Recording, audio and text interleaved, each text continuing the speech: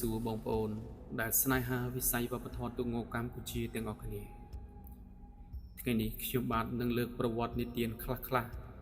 ពីប្រវត្តិទូកមួយគ្រឿងដែលសន្ធិដ្ឋនៅក្នុងខេត្តកំពង់ធំជាទូកដែលកសាងឡើងនៅក្នុងអំឡុងឆ្នាំ1993ទូកនេះមានឈ្មោះថាដួងសូរិយាអុកញ៉ាមហារាជទូកងដួងសូរិយាអុកញ៉ាមហារាជចាប់កសាងនៅក្នុងឆ្នាំ1993មានប្រវែង24ម៉ែត្រជាទូកខ្នាតវែងមានចំណុះ37នាក់ផ្ដួចផ្ដើមកសាងដោយឯកឧត្តមជាជាតិនៅក្នុងជំនាន់ព្រះគ្រូចៅអធិការវត្តបញ្ញាវុទ្ធោច័ន្ទភោទូកនេះដែរបានធ្វើដោយក្រុមជាងលោកតាប្លង់ខេននិងលោកអ៊ំប្លង់សុខុមកាលចាប់ផ្ដើមធ្វើទូកដួងសូរិយាអុកញ៉ាមហារាជមានការជជែកនិងសាកសួរច្រើនពីសំណាក់លោកតាប្លង់ខេនទៅកាន់កូនរបស់គាត់គឺលោកអ៊ំប្លង់សុខុមដោយលោកតាប្លង់ខេនបានសួរទៅកាន់លោកអ៊ំប្លង់សុខុមថាតើឯងអាចកសាងទូកងបានដែរឬទេអកូន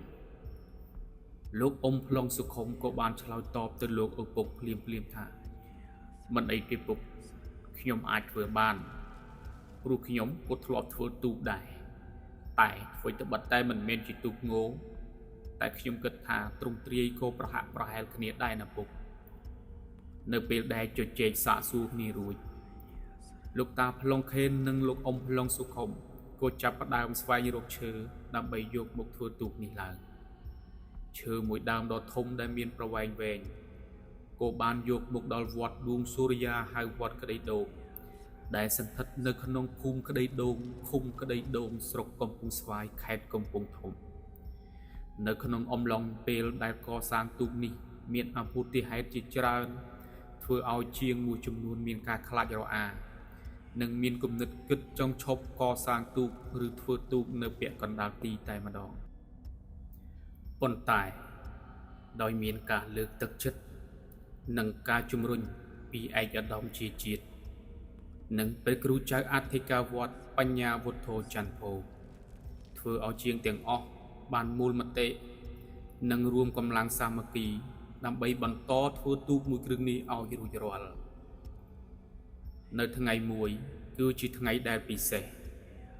មានការសែនព្រេនដើម្បីបំពាក់ក្បាលឬរូបពេ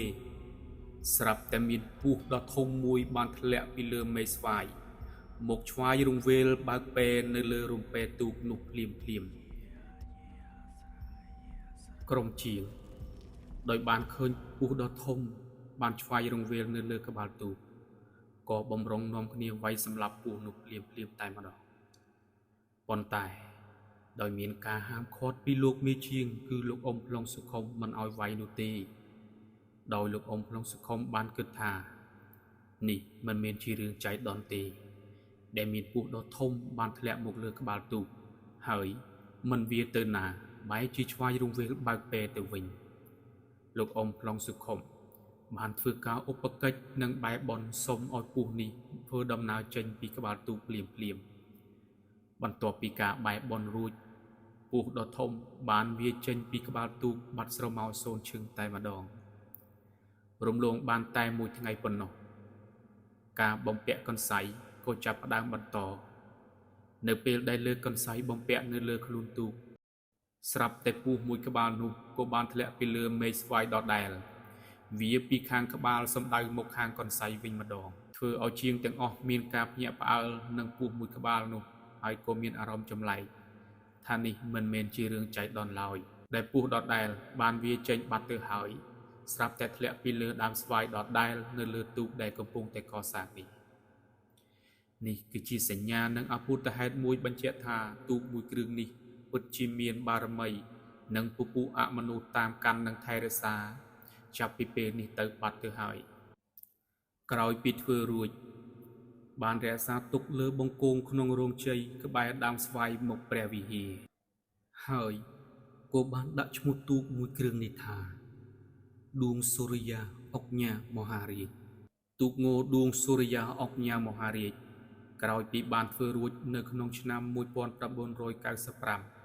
ក៏បានចុះប្រណាំងចាប់ពីពេលនោះមករហូតដល់ឆ្នាំ 2002 ទើបចូលនិវត្តន៍រហូតដល់ឆ្នាំ 2024 ទើបមានទូកថ្មីមកបន្តវេននៅក្នុងជំនាន់ព្រះគ្រូចៅអធិការធម្មបាឡោជូសូចាយហើយក៏បានដាក់ឈ្មោះទូកជំនាន់ថ្មីថាដួងសូរិយាបុប្ផាស្ទឹងសែនបារមីក្តីដូង